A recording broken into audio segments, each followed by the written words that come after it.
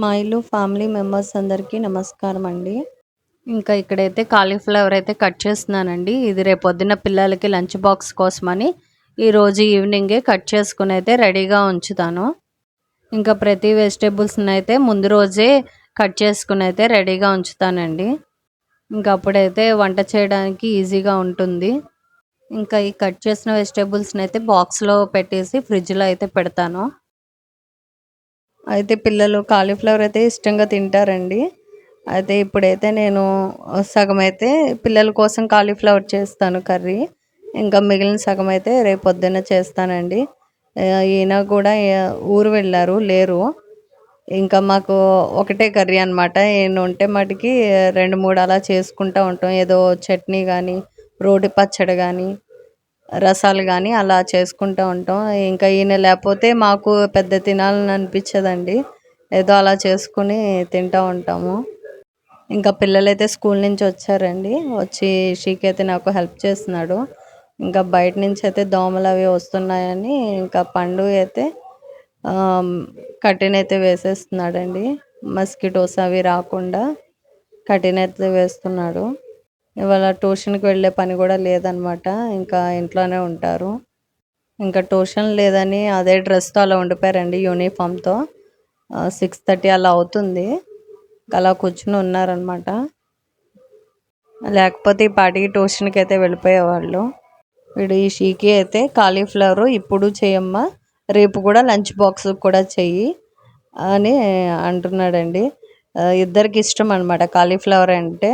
ఇంకెన్నిసార్లు చేసినా కాలీఫ్లవర్ చేయమంటారు, అలా ఉంటారనమాట వాళ్ళు. ఇంకా నేను రేపటికని కట్ చేసుకుని ఉంచితే వాడేమో ఇప్పుడు చేయమ్మా అని అంటున్నాడు. ఇంకా సగం అయితే రేపటి కోసమని బాక్స్లో పెట్టేసుకున్నా. ఇంకా ఇప్పుడైతే సగం అయితే వాడి కోసం అని ఇంకా కర్రీ చేద్దామని హాట్ వాటర్లో అయితే వేసుకున్నాను. ఇంకా హాట్ వాటర్లో వేయడం వల్ల ఏమైనా పురుగులు అవి ఉంటే పోతాయి కదండి. కానీ ఇంకా హాట్ వాటర్ అయితే తీసి స్ట్రైనర్లో అయితే వేసేసుకుని పక్కనైతే పెట్టుకున్నాను. ఇంకా కర్రీ కోసం అయితే ఆయిల్ వేసుకొని ఇంకా కర్రీ చేస్తున్నానండి. ఇవైతే పోపులు డబ్బాలు అనమాట.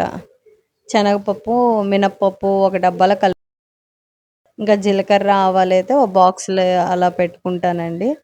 ఈజీగా ఉంటుంది కదా. 4 దాంట్లో అయితే పెట్టకుండా 2 డబ్బాలు అయితే సరిపోతుంది ఇది. ఇవైతే నేను మీషోలో అయితే తీసుకున్నానండి. ఎప్పుడో 4 ఇయర్స్ బ్యాక్ అనమాట. మీషోలో స్టార్టింగ్లో వచ్చినాయి ఇవి. బాగున్నాయని ఇంకా తీసుకున్నాను అనమాట. 6 అయితే వచ్చినాయి. గ్రాసరీస్ అవి పెట్టి యూస్ చేస్తున్నాను. అప్పుడు ఎంతో పడిందండి, 300 350 పడింది. 6 అయితే వచ్చినాయి ఇలా అనమాట. ఈ మధ్య అయితే యూస్ చేయలేదండి వాటిని, లోపల పెట్టేశాను. కొత్తలో అయితే యూస్ చేసేదాన్ని. ఇంకా తర్వాత నాకు యూస్ చేయాలనిపించలేదు, ఇంకా పక్కన పెట్టేశాను అనమాట. ఈ మధ్య తీసాను, 1 వీక్ బ్యాకే తీసి మళ్ళీ యూస్ చేస్తున్నాను. ఇంకా ఇక్కడైతే పోపు వేసి కాలీఫ్లవర్ కూడా వేసి కర్రీ అయితే చేస్తున్నానండి. ఇంకా చిల్లీ అయితే 2 చిల్లీస్ అయితే వేసాను దాంట్లో. ఇంకా కుక్ అవ్వడానికి అయితే లిడ్ పెట్టేసుకున్నాను. ఇంకా ఫ్రై అయిపోయిందండి. ఉప్పు, కారం వేసాను.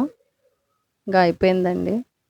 ఇంకా పిల్లలు ఫ్రెష్ అయ్యాకైతే వాళ్ళకి భోజనం పెట్టేస్తాను.